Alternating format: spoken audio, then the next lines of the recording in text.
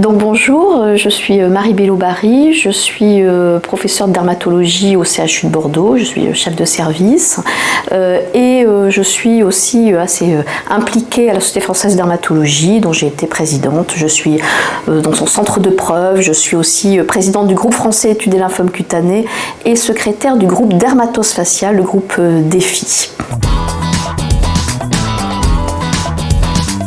Alors un lymphome cutané, c'est une maladie où on a une multiplication de cellules qu'on appelle les lymphocytes, c'est une forme particulière de globules blancs qui sont dans la peau.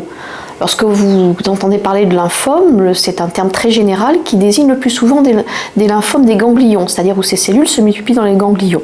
En fait, là, c'est vraiment pas la même chose, c'est des lymphomes développés au niveau de la peau à partir des lymphocytes de la peau. D'abord, il faut être sûr que c'est bien un lymphome cutané. Donc on va faire souvent un examen, soit un examen clinique, soit parfois des examens prise de sang ou scanner ou autre, pour être sûr qu'il n'y a rien ailleurs. Ensuite, il va falloir déterminer quel est le type de lymphome. Parfois, il y a des lymphomes qu'on appelle des lymphomes T, donc des lymphocytes T, parfois des lymphomes B. En général, on a une petite idée parce que déjà, ne serait-ce qu'en regardant la peau atteinte, les lésions peuvent être un peu différentes. Ça peut être des plaques ou bien au contraire une épaisseur de la peau, ce qu'on appelle des nodules ou des tumeurs. Ensuite, on va faire une biopsie et on déterminera, on analysera ces différents types de lymphomes cutanés. C'est très important de bien les distinguer puisque en fonction du type de lymphome cutané, on fera un traitement qui va être différent et adapté. Parmi les lymphomes cutanés, à peu près la moitié d'entre eux, ça correspond à quelque chose qu'on appelle, c'est un terme qui prête un peu à confusion parce que ça n'a aucun rapport avec les champignons, un mycosis fongoïde. Donc c'est justement le plus fréquent qui se présente le plus souvent sous la forme de plaques plus ou moins étendues. Et puis le syndrome de Sézary, c'est un peu le même type de cellules mais avec souvent une atteinte beaucoup plus étendue sur la peau, l'ensemble de la peau est rouge et puis il y a également une atteinte au niveau du sang. Alors ce sont les lymphomes les plus fréquents, il y en a d'autres. Alors si on veut parler donc de ces lymphomes-là, eh bien on va adapter notre traitement en fonction de l'étendue des lésions. Parfois on n'a vraiment que quelques plaques très limitées et des traitements tout simples, locaux, comme des corticoïdes en crème, peuvent suffire. Et puis après, en fonction de l'atteinte, si elle est plus étendue, on va pouvoir utiliser parfois des ultraviolets, parfois une chimiothérapie locale qui se met sur la peau, parfois des traitements immunomodulateurs qui donc modulent l'immunité pour favoriser les lymphocytes normaux versus les lymphocytes anormaux.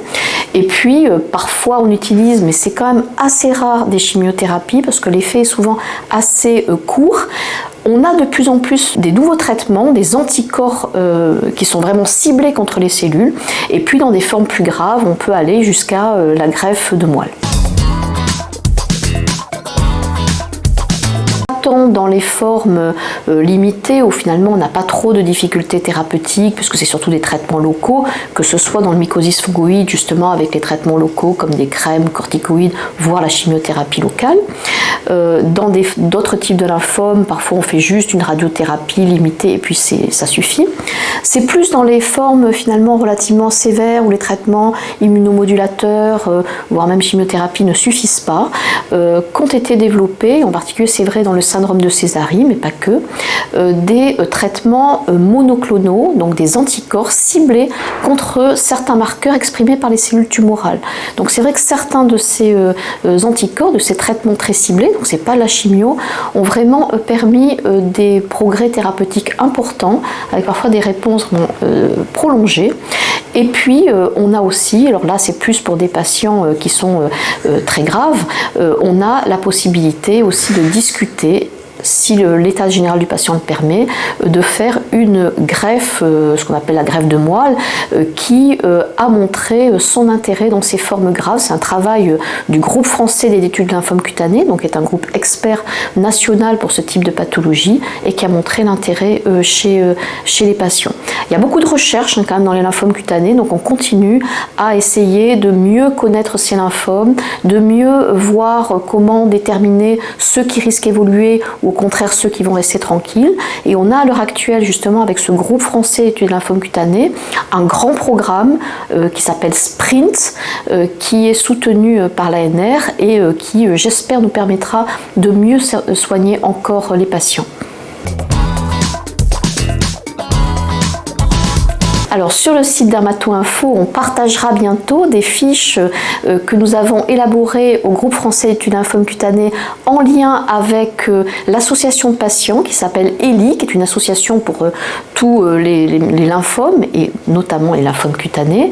Et nous avons fait ces fiches pratiques qui vous permettront, en fonction du type de lymphome, de savoir un peu les grandes lignes sur qu'est-ce que c'est que ce lymphome, comment on le diagnostique, quels sont les principes du traitement. Donc sur le site d'ELI, de l'association des patients, il y a aussi beaucoup d'informations que vous pouvez trouver. On organise aussi en lien avec l'association de patients régulièrement des conférences, des rencontres, des webinaires. Donc il y a de l'information et il ne faut pas hésiter à se rapprocher de l'association pour pouvoir en parler et échanger, discuter.